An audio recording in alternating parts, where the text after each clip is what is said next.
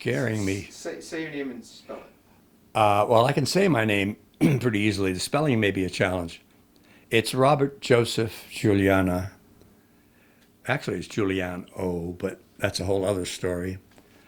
And it's RobertGiuliana or O, depending on how far back you go in my family's history. We're good. We're good. We've got two microphones going. We get lights. We get camera. Lacking Okay. only one thing: Yes. talent. No.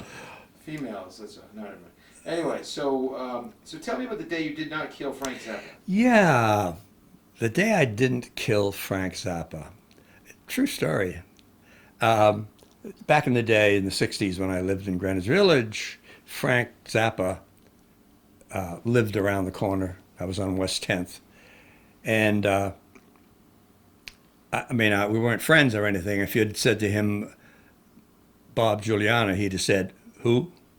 Anyway, one day sitting in my sharp white Porsche, ready to cross 7th Avenue, and waiting for the lights to change. And Mr. Zappa pulls up beside me on his motorcycle, no helmet, of course, hair flowing, being Frank Zappa. And he looks at me. He looks at the Porsche, actually. And the macho in me made me push the pedal down a little bit, roared it, and then he roared his motorcycle, and the light changes, and he takes off like a bat, but he doesn't go straight ahead. He doesn't turn to the right, which would be away from me. He turns left, right in front of me, who I'm accelerating like hell, just to flex my Porsche. And he was right in front of the car, and I stomped on the brakes and slid. And he didn't even look. He heard the screeching and didn't even look, but he was having fun.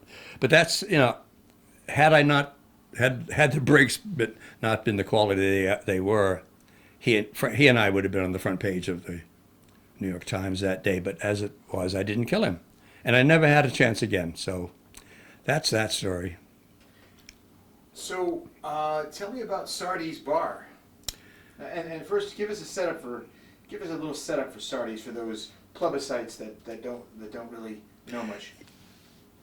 Sardi's Bars was at least, maybe still is, the theatrical restaurant and bar right off Broadway. It's on 43rd, and it happened to be right next to the Ames Theater where we taped Merv Griffin, and our offices were upstairs in the same building with Sardi's, so it was the place to go after, well, with any excuse.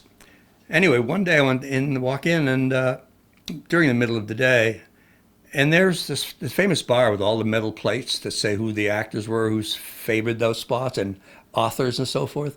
This bar is torn away from the wall, and it's into the dining room, and there's plastic hanging. And Vincent Sardi happened to be there, and I stopped and said, "Vincent, what's going on?" He said, "Well, we're putting a new bar, and we're putting a bar upstairs, and this is going to be changed, blah, blah, blah." And I said, "That bar?" He said, "I know, it's a shame. It's got an incredible theatrical history." I said, "What are you going to do with it?" He said, I'm going to cut it up, I guess." I said, "You can't do that." He said, "Well, what am I going to do with it?" I said, "Sell it to me." Well, I didn't know. He said, "Oh, well, can you get it out of here today?" And I said, "Well, yes."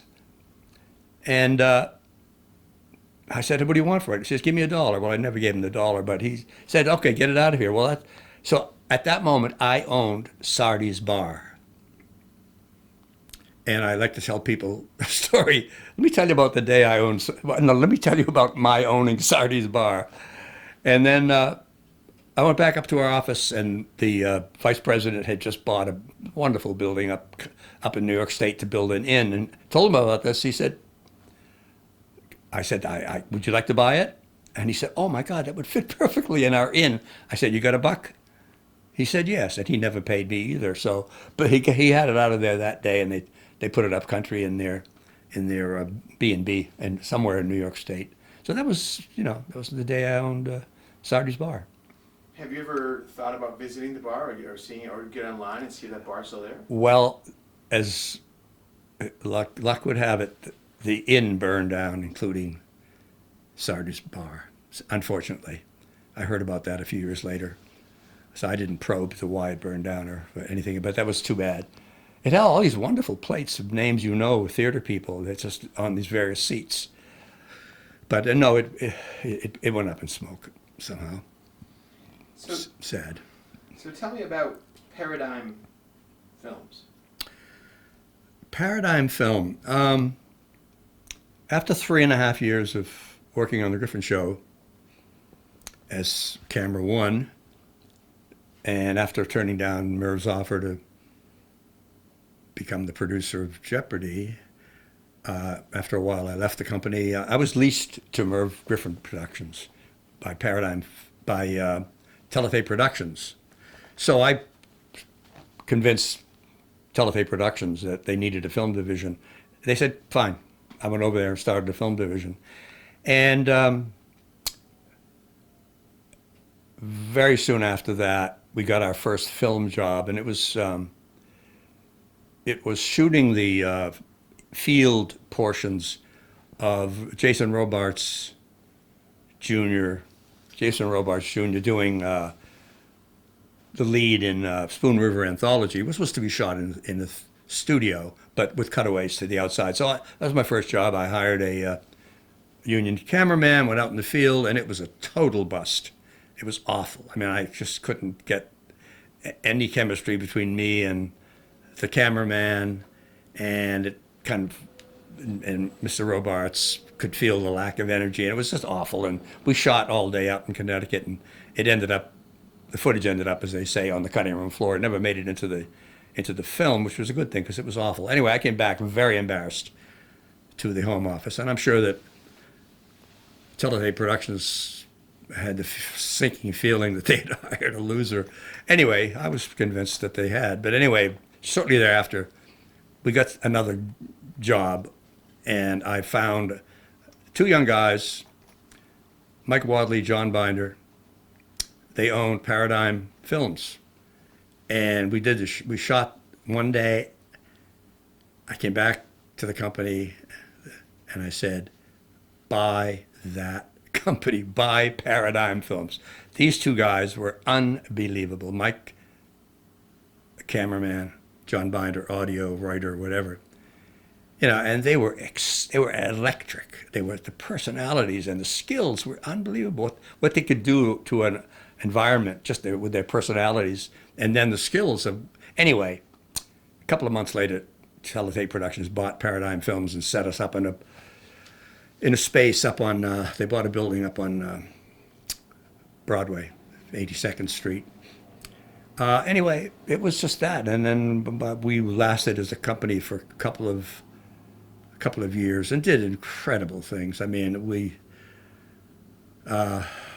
were hot. We worked for Bobby Kennedy. We worked during Richard Nixon. I know I didn't want to. They didn't want to go to the Nixon shoot, but I did because I wanted to meet Mr. Nixon, and I spent 2 days with him up in New Hampshire with the crew, his gang, most of whom ended up in prison. But anyway, that was Paradigm Films, and I left them. That's a whole other story. But shortly after I left them, we were actually in the early stages of shooting Woodstock, getting ready to shoot the famous Woodstock, 68. Was that 69? What it was? Anyway, I left them and went to Mexico, did films down there, and they went on, and there were 6 Academy Award nominations.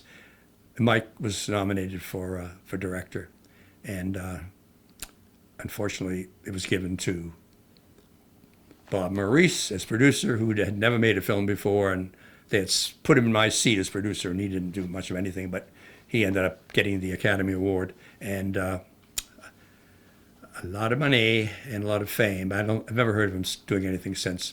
Anyway, that was Paradigm Films. Amazing experience for me, and that's Paradigm Films. There's other things that happened, but that's basically the story about Paradigm. You must have a lot of regret from not sticking around for Woodstock? Oh, it's definitely a downtime for me. we had worked for a couple of years to sign up some famous types for Cinema Verite feature films. Uh, Barbara Streisand had agreed to do one with us, and John Wayne had agreed to do one with us, and I think Ray Charles may have been the other one. And these were Verite was when we went and lived with them for 3 months or 6 months, or whatever, and they after a while we turned into the wallpaper, and then we got some real stuff and cut it together. Anyway, but Mike and John heard about this strange folk thing that was going to happen upstate, and I was caught unawares and not happy with that. After spending all the time we did getting ready for the others, and I zigged when I should have zagged, I guess. I mean, yeah, it's just kind of mixed feelings, but basically, it was unfortunate that we didn't work out something. I wish I had gone and brought aboard earlier into their thinking so that I could have adapted to it, but it landed on me like a ton of bricks, and I wasn't happy with that. Anyway, that's the sad part of New York. So what was it like working with Joan Crawford? Oh, that was Joan Crawford. Yeah, that was just a one-day shoot when she was president of Pepsi Cola. She was she had some charities that she sponsored, and we were doing one, and it was on a weekend in the studio where we shot the Merv Griffin show, and I got to see Mummy Dearest, I must say. She wasn't on camera. She was behind me. I was the camera, and I had to roll in on the principal. And in those days, we didn't do strictly zooming. We actually moved the camera once in a while. And the floor was pretty good, but there was a slight wrinkle in it, and it was the slightest bob in the shot going in. I don't think anyone other than me and her saw this.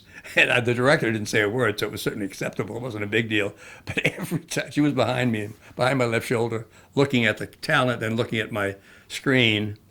And every time we went over that tiny wrinkle, she'd go, just loud enough so that I could hear it. Oh, yeah, she was a piece of work.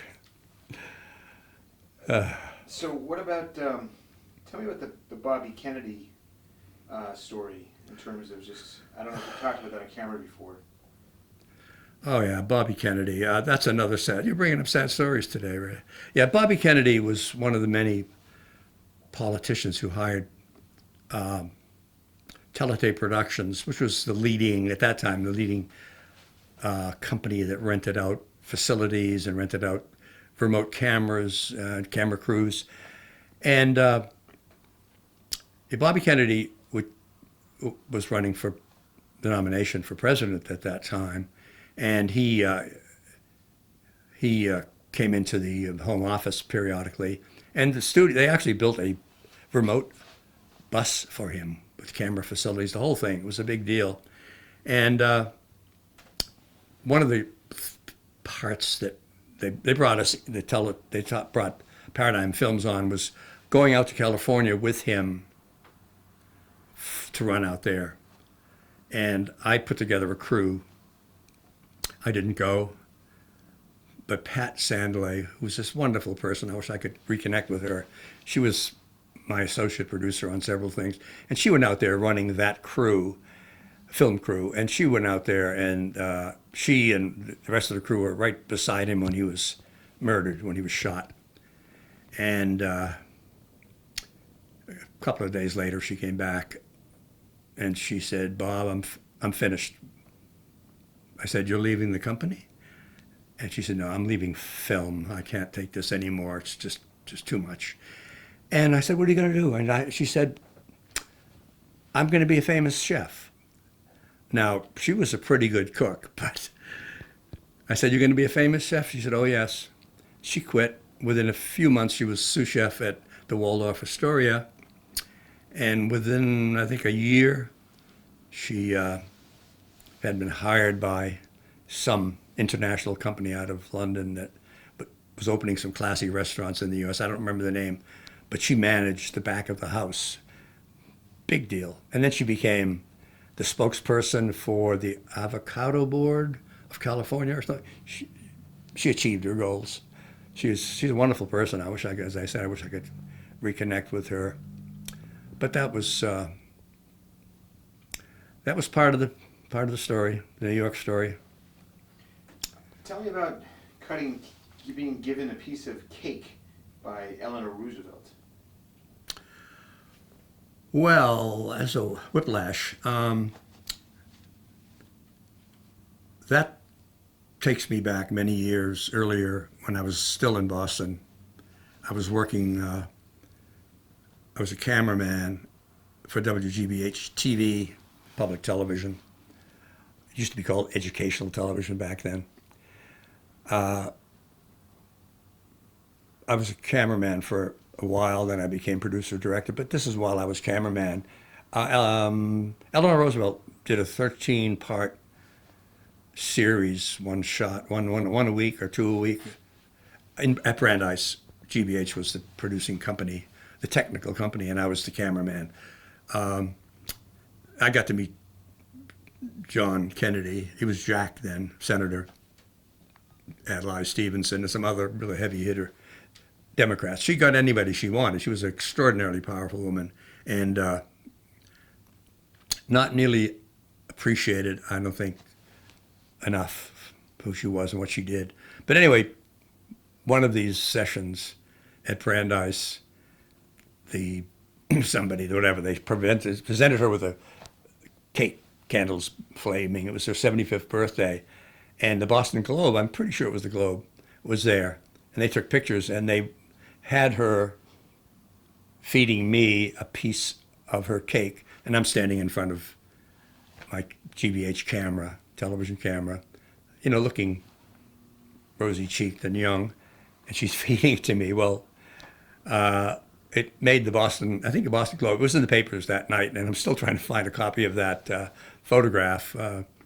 I never saved any of that stuff. I mean, it's accidental that I have any interesting cameras, any shots of anything. But anyway, that was me working in her presence. She was 75. She was fading. She was, once in a while she'd fall asleep on set, and of course we'd stay off of her when she nodded out.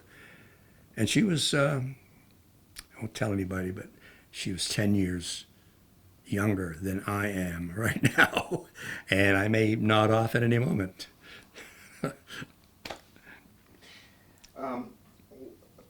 Who was one of your favorite people to meet, and they surprise you as to how they were and who they were? Other than somebody maybe you've already mentioned, is there anybody that you've met that you felt like that was kind of interesting? So who would I say was among the people I have met? That you found really remarkable and who I found remarkable, interesting? That's tough. Reggie Groff, perhaps. He's a cameraman, director of photography I've met up in Maine and done a little work. A fascinating guy.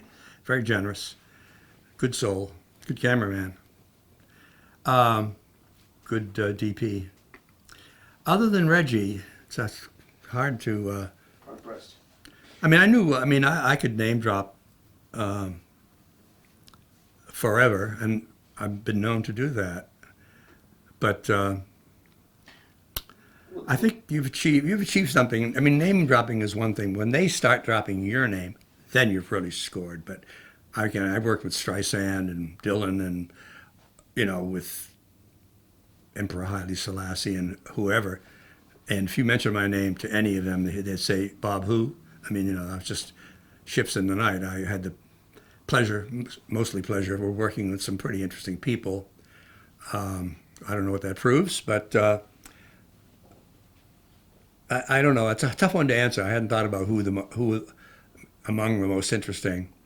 Famous people, big achievers, are all interesting because they've achieved so much. And I scratch my head when I meet them and saying, why are they in the position that they're in? Why are they rich and or famous or notorious? I mean, Phil Spector, the Wall of Sound, the producer, music producer. He's in prison right now for murdering a woman. He sent me a case of champagne. He was on the Griffin Show, and he and Merv were debating politics, and Phil Spector was rather liberal, and Merv, wonderful guy that he was very conservative politically, and they went back and forth. And after the show, I was chatting with. Was it after the show? No, it was before the show. I was chatting with Spector backstage and it came to politics, and I told him where I was coming from. And on the show, he's debating with Merv because something had happened politically. And he said, "Yeah, and your cameraman there, that one, he's on my side. He's a liberal." Of course, I swallowed my tongue. But I saw him after the show, and he said, "Yeah, whatever, don't worry about it." And he sent me a case of champagne for my pain, I guess. Tell me about being on Merv Griffin's boat. You were on Merv Griffin's boat, just the strangeness of it. Oh, Merv Griffin didn't have a boat, actually. Merv Griffin was I can't say it enough, was a wonderful, sincere guy. You'd never guess that he was as powerful as he was. Really, I felt very strong. A fan of his. I saw him, for 3.5 years in a lot of circumstances, and he always came up as an honest, kind guy, and generous. But no, as far as he worked 6 days a week, and he worked from no limit to his hours. I mean, he was up before anybody else, and I was told, and he worked right through the day and into the night, and he put together an empire. I mean, he became extraordinarily wealthy, helicopter and all the rest of it. But still, a regular kind of guy, always. And he was a very sober, sincere dude, except for 2 days a year. He would throw a winter party, usually in one of the hotels, and a summer party on maybe one of those boats that goes around Manhattan. And it was Katie bar at the door, open bar, lobsters, shrimp, steaks, roast, whatever you wanted. It was all there for his Griffin Productions, which included quite a few people by then. And he would, he'd be the host, and he would drink until he fell down, literally. And they would take him out of there by the armpits, and that would be it for 6 months until the next season. And he would throw the huge party and get drunk and fall down, and that would be it. Yeah, Merv, wonderful guy. Did I ever tell you the story about how he got started and got rich? Probably not. He told me he had been discovered. Start off just say Merv Griffin. Say what? Just start off by saying Merv Griffin. Yeah, Merv Griffin. What do I know about Merv? What was my experience with him? Wonderful guy. We were chatting once, and he said, I forget what brought it up, but he said that he had been discovered 3 times. He was a singer, slightly off-key typically, but he was a singer. He'd been in a couple of movies, and he was an Andy Hardy kind of bright-faced guy. And he said, they'd discover me, and they'd say they had this new star, and then they'd forget about me for a couple of years, and then someone else would discover me. And he said I was married, and I think he had a son by then. But anyway, he said, it was looking kind of scary financially. And so Julianne, his wife, he said, Julianne and I decided that what we were going to do was we were going to start a game show because the profits are extraordinary. There's no cost in producing the show, and the ads sell for as much as if you spent a lot of money producing the show. He said, so we decided we were going to do a game show. We decided we were going to be the producers because that's where the money is. We weren't going to turn it over to some production company. So that was our game plan. Now we needed a show, an idea. And he was just typical Merv generosity. He said, Julianne and I were driving around, and she's talking about it. And she said, well, how about if we come up with a show where we give the answer and the contestant has to come up with a question? And he said, bingo, that's a heck of an idea. Gave her full credit for the concept. They got together, they pasted up an idea, a plan for actually starting the show, and they needed money. And he said, we didn't have any money. We had a few $1,000s. That was it. And we didn't want to owe anybody anything because it would be very expensive in the long run. So he said, I got on a plane. I flew to Vegas.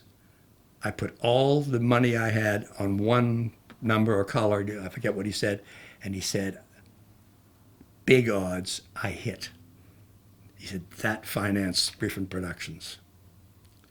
And I said, wow. And he said, I'm not the only one. He said, Federal Express, the owner of that company, could not make payroll early on in the company's history. He did the same thing, went to Vegas, put the money down, he hit, and came back and was able to start, continue with the development of Federal Express. Had he missed, there would be no Federal Express, at least not owned by him. Anyway, that's a story about Merv and his, I guess, yeah, that's something, a bit about Merv. There's a lot more, but that's kind of an interesting thing. And he eventually offered me the job of producing Jeopardy, which was very generous because that was his show. He loved it, and I turned it down for various and sundry reasons, but a lot of respect for the man. Let's pause. Okay, let me tell you about Paul. Oh, I don't have it rehearsed, but it'll vomit forward. So Bob,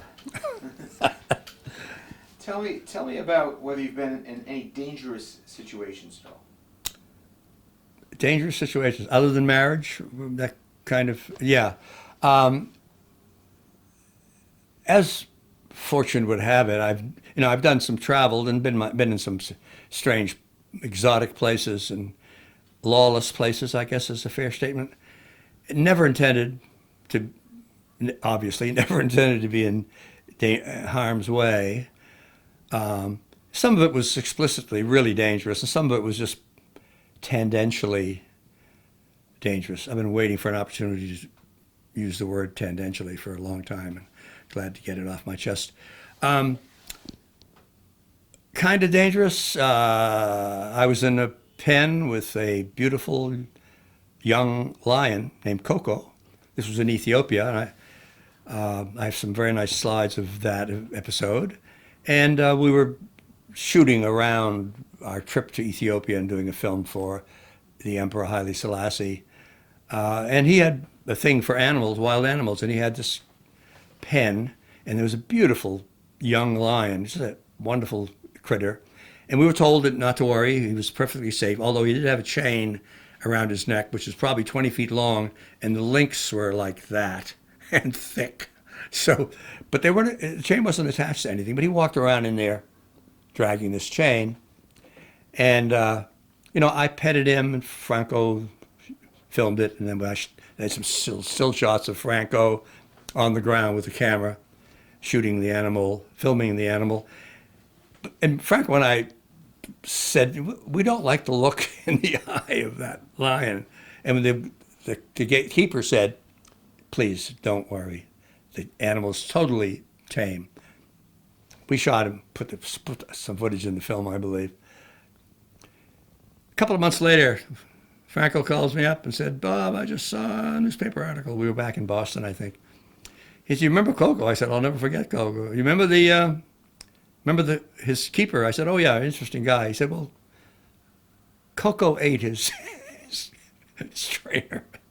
He killed his trainer, the one who told us not to worry. So I guess we were in danger, and that look in the lion's eye was like looking at a menu when he looked at us. But anyway, that was potentially dangerous, although we were kind of nervous, but we weren't scared out of our wits, so we would have been on the other side of the fence. But that stuff happens. But Ethiopia, there was a really dangerous situation. We were traveling, the guide interpreter, one guy, he was Germa, and then there was the driver, and then there was Franco, who was the cameraman, producer, and Harding Roberts, who was the second camera, and me. I guess I was whatever. We were driving from Addis Ababa north to Eritrea, and Eritrea and Ethiopia were at war and had been for a long time because Eritrea was a separate culture and they had been taken over by. Anyway, we were driving north. We went through the Rift Valley, which in itself was risky because it was extraordinarily deep. Rift Valley reportedly can accommodate 8 Grand Canyons. I mean, it is huge. And it is so deep that when you get to the bottom of it, the temperature rises because you're getting closer to the core of the earth. That's deep. And driving down into it and then driving up from it is very risky.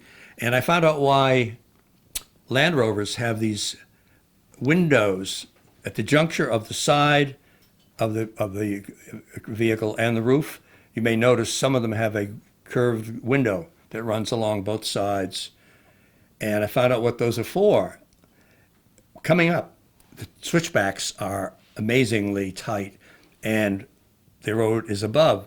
When you're coming up, you can look up and see that the wheels, the tires of the vehicle that's coming, that you're going to meet at the next hairpin turn. That's what those windows are for. You can look up and see. That's how pitched this whole thing is. So we made it through that all right, but we got to a stretch of up in Eritrea where we were told a young Italian honeymooning couple had been murdered by the Shiftas, who were the rebels, patriots, Eritrean patriots or rebels, depending on your perspective. They had shot these two and left them on that road. So we're driving, and we see ahead a train of warriors with bandoliers with bullets, crisscross thingy, and rifles. They're riding these small horses, and they're coming right at us, and we kind of gulped, and they did not look friendly. And they split and surrounded us, and we kept driving, and we could see the leader on a walkie-talkie phone. He called somebody somewhere and was advised not to kill us. But that was absolutely on the agenda. It was kill us, not kill us, and there was no joking about it. And they were not friendly. They were quite hostile and threatening. But they were told, obviously, to leave us alone, and they went off down into a valley and left us alone. I don't know whether it was the fact that we had Americanos in the vehicle, whether it was a stack of equipment we had, the shiny aluminum boxes, who we were. The UN was about to hold a world thing in Addis, and from people from all over the world, politicians were going to be there. I don't know what it was, but they let us go, and that was absolutely a moment of serious danger. And it's typical. You live through it, and then about 2 hours later, you realize what you just came through. But another situation, just to go on with that theme of danger, was in Mexico, where I was at least even more threatened, perhaps. I went down there after I left Paradigm Films. I went to Mexico, West Coast, Puerto Vallarta, to do a short film for, I don't know, what the hell was the name of the company? DuPont. They had a new fabric, and they had sent us down with Franco and I with 8 gorgeous models. And we spent about a week there filming these beautiful young women, just clothing on the rocks and so forth. And at the end of it, I stayed. I had nothing to go back to Boston for, except my sweetheart. And after a short time, I sent her a ticket, said, please join me. So she came down. We were there for about a year. And I got into looking at land, because Vallarta was just a village at that point. And it was obviously gorgeous. Beach, you name it. And the land was virtually free. And not far from California. Anyway, I started looking at land opportunities, and I made a good friend there. And he said, let's go up to Punta Meta, which is the northern, there's a big Bay of the Flags, and at the northern tip of that, towards California, there's a former resort. He said, let's go there and take a look at land. Well, we drove in that direction. Beautiful black sand beaches and all the rest of it. Well, I'm making this too long. We stopped at a village And I rented a Jeep. So Fernando and his brother John, who I'd never met before, was there. And I don't know why John was there, but he was there and he came along. And we stopped in this village and to get a beer. And these little stick cafes, that's all they were really, with a counter outside. And we grabbed a couple of beers and sat at a table outside. And then a whole bunch of Mexican guys joined us. And Fernando said, "You're Italian." And I thought, oh boy, this is not a friendly group. They really have a very strong feeling about gringos, and was deservedly so. But, I spoke a little Italian, but that didn't fool anybody. So we had like 6 or 8 guys sitting on both sides of this picnic table. And then this guy rides in, I got out of a movie, young guy, riding side saddle on a horse, totally dressed in brown leather, shirt, hat, pants. Half of his teeth were gone on one half of his mouth. And he spotted me, and he pushed in and sat next to me, put his arm around me, and he said, "To honor you, you are going to fight the bull this afternoon. We have, it was a holiday of some sort." And he said, we're going to let you fight the bull," which was Bob dying. And he had this half-toothless smile. And Fernando said, "Bob," he said, "let's go take a piss." And I thought, okay, I guess I have to. We got up, we walked down this tiny little alley between this shack and this shack, or a twig building with counter and food. We walk between, go behind, and there's a little bit of a fenced-in area, which was the outdoor toilet. We go back in there, and he leans back and he kicks the back wall out, just collapses the whole thing. He says, "Follow me." He didn't have to invite me. So we run out in the next alley between where we were and the next building up. We run out, and that's where the Jeep was. And John, who's sitting at the table, stands up facing all these guys who are standing up now. They're going to come and get us.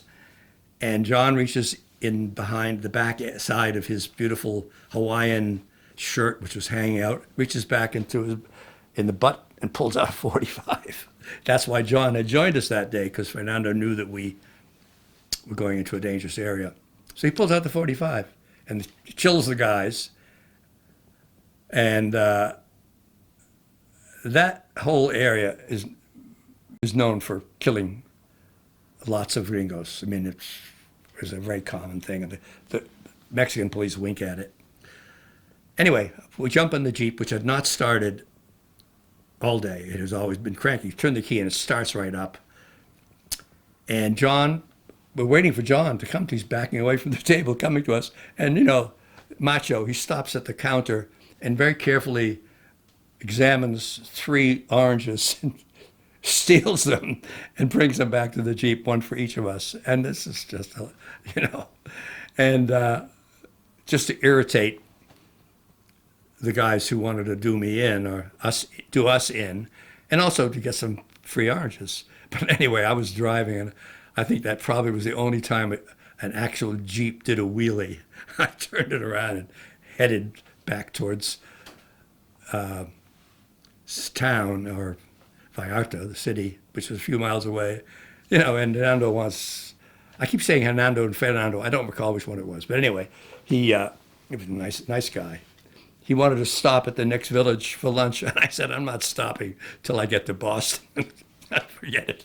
And we took off and survived the day. But anyway, that area, I didn't buy the land, and it is now just like Miami. It's amazing how that has developed. Did John kill the guys? No, there was no shots fired. Okay, because with the way you said it, it sounded like John killed the guys. So just rephrase that. How did I? You just said that John pulled the .45 out. Yeah, he pulled the. So just describe that again without saying, just that little part without saying he killed him. You said he was threatening to kill him. So John. Yeah. John had a gun in his Hawaiian shirt. Yeah, when we came out between the 2 buildings and jumped into the Jeep, John, who was still at the picnic table with these guys, half dozen guys.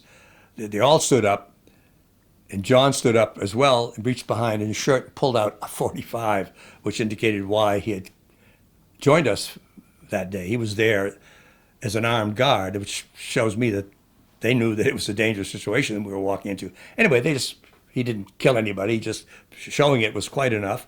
And he did the macho thing and stopped at at the counter, which was right between the Jeep and the table, and very carefully pulled out stole 3 oranges, and I think to irritate the guys who were standing frothing at the mouth, and to steal the oranges. And he got into the Jeep, and we took off and did the first Jeep wheelie in history, and headed back towards Puerto Vallarta. So the men didn't try to follow you or charge after you? I don't know. I didn't look. In the movies, they always run after you, you know. Well, I don't know what they did, but I think they realized that they were on foot and we were in a Jeep, and it was no. I doubt very much if they did anything, but I didn't look back. Well, that sounds like a great scene. He was kicking out the wall of the basement. That must have been quite a thing. It was. The bathroom. It wasn't a bathroom, not a basement. Yeah, but I mean it must have been surprised when he kicked the wall out. Well, the hair on the back of my head was halfway up. When he did that, it went all the way up, because I realized then that he felt that we were in serious danger, and so yeah, he said, "Follow me," and he couldn't have shaken me if he had a 45. I would have stayed with him. Anyway, that was there, and other situations that were dangerous. I worked on the Yukon as a teenager on a boat up there, and that had its dangerous moments. The river flows at 8 knots when it's not frozen, and that's fast, and it's cocoa brown. So if you fall in the water and you're wearing clothes, you turn instantly into an anchor. And I know that because my cabin mate on the boat, on the tug, Tanana Indian, started to fall over pushing a barge up the Yukon, down the Yukon, and he tripped and he started to go over the side, and I grabbed him by the belt and kept him from going over. And he told me that I had saved his life. I said, "Big deal." He said, "No, big deal. If I'd fallen in the water, you would have never seen me again." He said, "That's the way it is with all that mud." Anyway, so it wasn't me who fell over, but it was a dangerous situation that I didn't realize until that moment. But tell me about your friend from the Yukon that gave you something, the guy with a funny name, and his wife with the teeth. Yeah, we had a variety of people work on the boat. Start that again.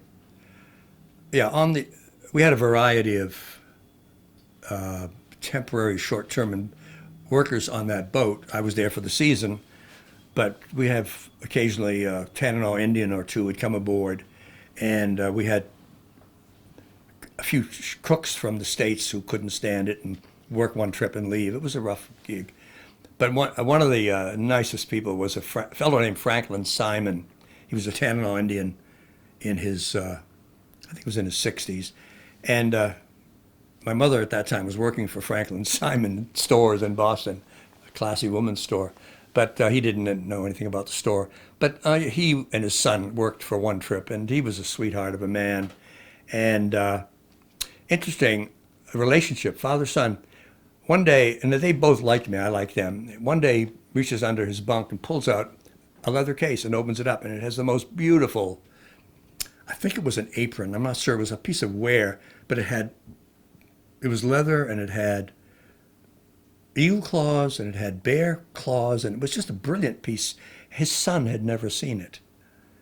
His teenage son had never seen this piece, which I was like, they did. I'm sure they didn't live in a 50-room mansion. I mean, they must have been, but he'd never seen it for some reason, and he lived with folks. Anyway, Franklin's told me that he had been the chief of his tribe, which is way up in the boonies in Alaska.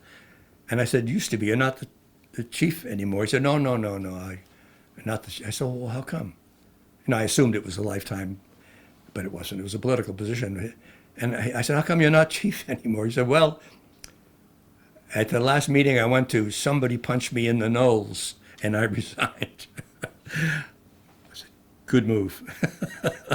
That's direct action, democratic direct action.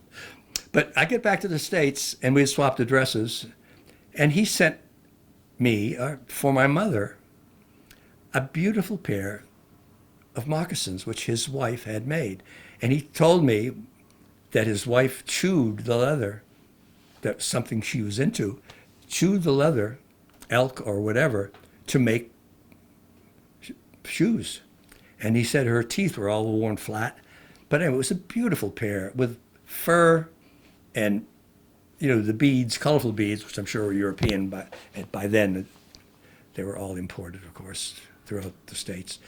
Beautiful. And they were tiny, man. My mother could never fit into them. But that's the kind of sweet characters these were. And I had them in the closet for years, and unfortunately, I don't have them any longer because the moths got into it, and I didn't know enough. I didn't know how to preserve. But that's a wonderful experience. I met some very nice people up there, I must say. So, just give me a quick snapshot of why you're in the Yukon and how you're on a tugboat and what the hell, how'd you go from camera and producer to working on a tugboat? No, I was just well before I had anything to do with. Yeah. The only camera experience I had an Argus C3, which is by now an antique piece. By then it was an antique piece. Back then it was an antique piece, all I could afford. If you have one, you can turn it into a lamp. I mean, it's that old. But anyway, I took pictures, which I found today in the slide tray of my trip to Alaska and on the river. And I didn't think I had them, but I was, knowing that we were going to do this, I started going through some slides. And by golly, there there's shots of the Yukon and all the rest of it. What was I doing up there? Well, I was just graduated from Boston Technical, and I'd been admitted to Tufts, and I needed to make some money. My father was damned if he was going to invest in my education, although he did eventually make up the difference. But anyway, so I saw this thing where there was a bunch of guys driving up to Alaska from Worcester? No, from some Concord, Mass. There was a school teacher, high school teacher. Every year he'd put together a truck and bunks, and you go to board for $125, and you could ride with them over 8 days from Concord, Mass, up to Fairbanks, Alaska, and get a job. Well, at that time, the word was that they were starving for workers up in Fairbanks. So I went in the gold fields. U.S. Smelting, Melting, and Refining was the company that was mining up there. And anyway, they were located in Boston. So I went to their office in Boston, and they said, yes, we need employees, but we can't promise you a job. You have to go there and then come to our office there, and we'll hire you, but we can't commit to you. So anyway, 8 days later, we're up in Alaska. I go to U.S. Smelting, Melting, and Refining, and they said no. There were, in the town of 18,000, which was Fairbanks in 1952, there were 50,000 unemployed. 50,000 unemployed. And I'm there with $50, expecting a job, no job. So I had to wait 2 weeks, and slept in the back of a big truck out at Ladd Air Force Base. I had 2 meals a day. I had in the morning, I went to the Army base there, the air base. In the morning, I had a monkey dish, this little dish full of potato salad. And in the evening, I had a monkey dish of chili, 30 cents a piece. And in the middle, I couldn't stand it. I'd get a loaf of bread, and I did this for a couple of weeks and heard that they were hiring on the river, which the boats on the river were, I think still are, owned by Department of the Interior, the railroad. And there was a railroad office in Fairbanks, so I rushed down there, and they said, yes, but you're too young. You have to, I think it was 18 or 16, I don't know what the hell I was. It was too young for them. They said you need to have a parental or an adult permission. So I said, I'll be right back, not knowing how I was going to get that from Boston. So there was a church, Catholic church. I walked in, I said, may I speak to the priest? And it was this really neat young priest. And I said, this situation, I'm starving, I need a job. There it is. But I need an adult. And he signed a letter. And I went right back. And the next day I was on a train from Fairbanks down to Nenana, which is a river town that's right, it's on the Yukon, meets the Nenana River and it meets the Yukon. And that's where the railroad comes through. The only contact the railroad has with the river system. And so I get out and look in this town, and it's like, golly, it's a lot of Alaskan cities, they have a strip of road that ends in a forest, starts in a forest. That's it. And there was one gas station, there were 2 ammo shops, and there were 7 bars. And anyway, I went aboard, and I was taken aboard. They were expecting me, and I had spent the summer working on this tug that pushed barges up and down from the Nenana down to the Yukon, and then up the White Horse and down towards the Bering Sea, and it was an adventure. But that's a whole other reel. That's a whole other episode. And I managed to come out of there with no money.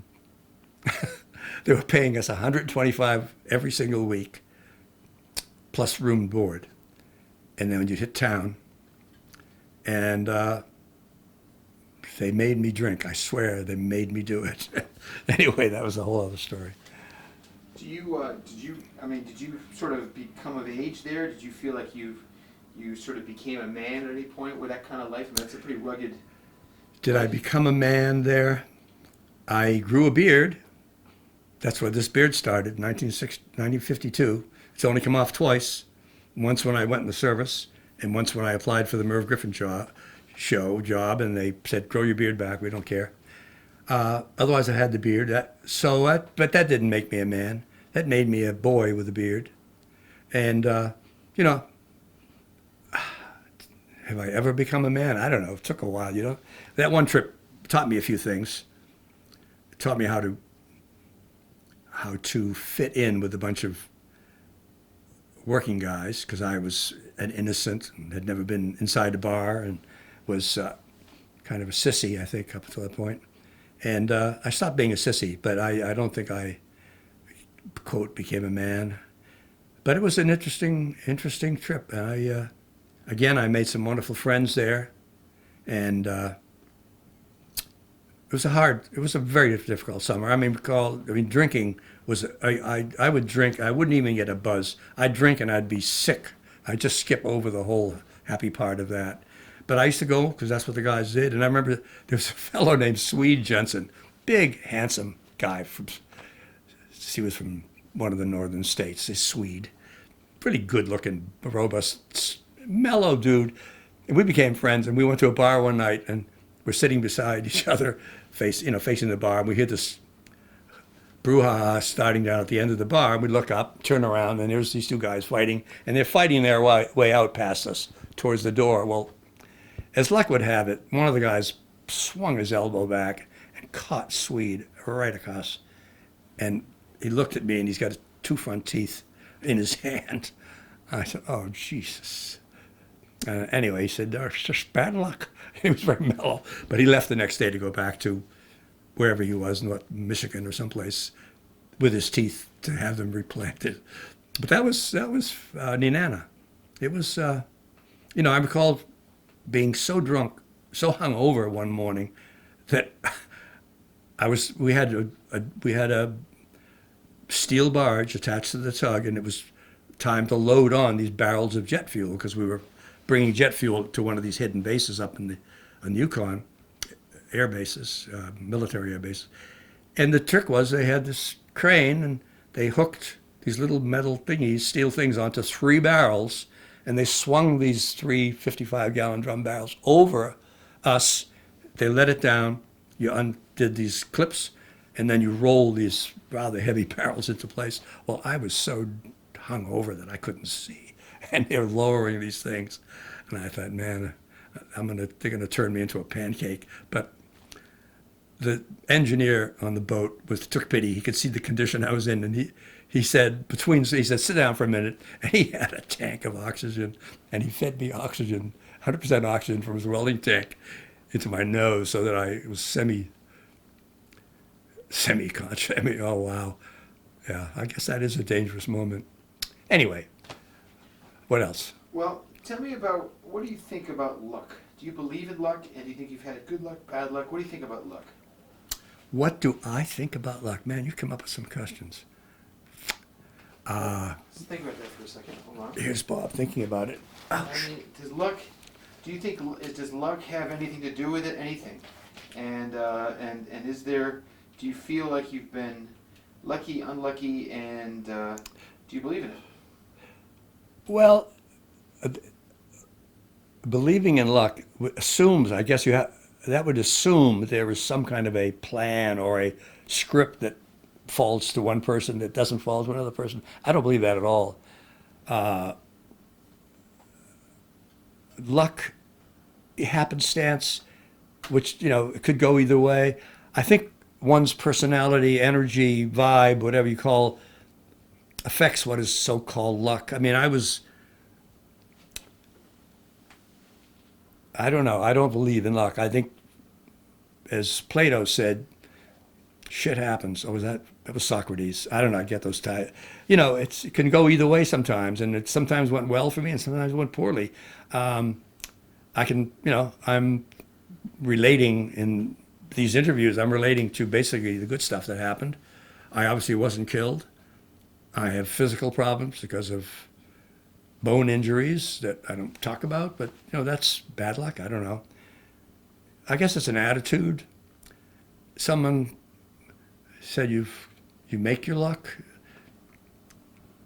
I don't know. I don't believe in luck as any kind of a preordained kind of drift. I don't believe in that at all. I think you make your own luck, or you seize opportunities. You see opportunities that others might not see, and some would call that luck, but somebody else might walk right by that situation and not recognize it and have, quote, bad luck. So no, I don't. I guess the answer is no, I don't believe in luck. I must say that things have broken my way many times, and I'm grateful. And I don't take full responsibility or credit for that, but nor do I take responsibility for the things that happened badly. I mean, I've been divorced twice. Those were not good situations. They were not happy situations. For example. If you're grateful, it implies that you're grateful to somebody or something.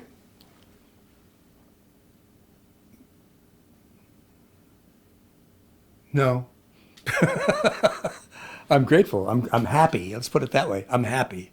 Yeah, that's a better word. I'm happy that so many things happened to me that I'm happy. I guess grateful is not the right word, because there is implied a recipient of that, and I certainly don't take full credit for all the good stuff, nor full blame for the bad stuff. It seems like you've cheated death a number of times. Yes, so far. So far. So far, you don't hear my question. Can you restate my statement? That you said, I believe that I have. So just make it a statement, if you would. So far, I wouldn't say I've cheated death. That's not the way I would say things. So that's not legitimate. All right. So, but you've escaped. I've escaped some pretty close calls, I must say, and that's a good thing. Those close calls happened because I stuck my butt out in the wind when perhaps I shouldn't have. But when I was young, when I was in my early teens, I decided that I wasn't going to have two lives, that I was going to have one life, and I thought I might just, go for it and live as much as I could in the years that were allotted to me. And I was about 14, and I guess at that point, an interesting time. It was I had been taking a series of lessons at the Congregational Church preparatory to my becoming a member of the church. And the night that I was to be admitted, I went into this in front of this panel of elders, and they said, "Robert, are you ready to become a member of our church?" And I heard my mouth say no. After weeks of studying stuff, and if it's pro forma, you go in there and they offer it to you if you've been behaved yourself, and they offer you membership, and there you are. And I said no. And I heard it. They heard it when I heard it, and they said, "This has never happened." They didn't say that, but they were obviously uncomfortable. And I broke the silence. I said, "Thank you." I got up and walked out, and that was it for me in the church. I realized that it just really made no sense to me at all, and it would have been dishonest of me to become a member of that very fine church. Nice people. But at that time, that's when I said, no, I'm just going to live my life as honorably as I can, with as much adventure experience as I can, and do it intelligently. And I mean, at that point, I had been reading a lot and continued to read a lot, and just was intellectually curious, which was wonderful. I'm very blessed, whatever the heck made me do that. I was 15. I was a member. I had on the mailing list of the Metropolitan Opera when they came to Boston. I got the early ticket. I mean, at 15, that was kind of unusual, particularly in my family and my circle. I have no idea why I was so into it. But at 15, I was also going down to the black jazz clubs downtown and listening to some wonderful jazz.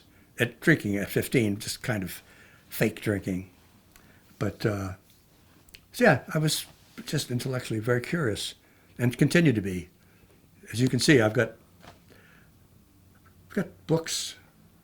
I'm going to read one of them someday, but I have a lot of them there, all over the place. I continue. I'm still a student at my age, and I'm so happy of the World Wide Web. I walk around with a tablet with the world's largest library of information, and it's a miracle that thing exists. And it's just, it's information. It's not wisdom. It's information. It's data. It also spews stupidity, so everyone has to be selective. But it's amazing. I would used to have to get in a streetcar, go down to the public library in Boston to look up something. I just open it up and hit a few buttons, and there it is. And if I don't like that version of it, I'll go somewhere else in there. I mean, it's a miracle. It's a miracle.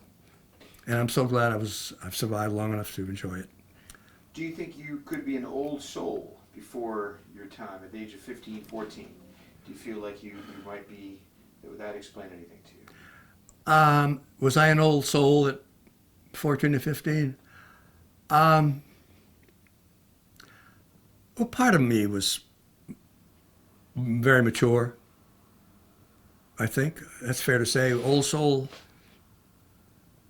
part of me was quite mature, I would say, and part of me wasn't. I was still just a young jerk. I didn't know lots of things, most everything, and I was mystified by a lot of it. But I think the feature that I had then was curiosity. Curiosity and maybe fatalism. I don't know, some mixture in there that led me to be a student, and I'm still a student. I'm always studying. I'm always reading. I'm always probing. I tell my friends that I'm not going to die until I know everything, and it's going to be a while. I think that's what's kept me going for 85 years. 85 years. When's your birthday? When's my birthday? You're going to send me a card, right? Something. January 24th. Yep. What year? How's it math? It'll be, what year? It's going to When be. were you born? Well, I thought you were, what year I was going to have the next birthday. And I was born in 1933, the end of the Depression. I think that was the year that, was FDR elected, 33? I don't know. A lot has happened. I was alive for the beginning of World War II, the end of the Depression. Yep. My dad was 3 years younger than you, 3 years shy of you. How old are you, Reg? I'm 54. 54. I got underwear older than you. Borscht Circuit Line. That's probably matches my teeth color. Oy. What do we call it for today? Here's me calling it a day. A day. A day.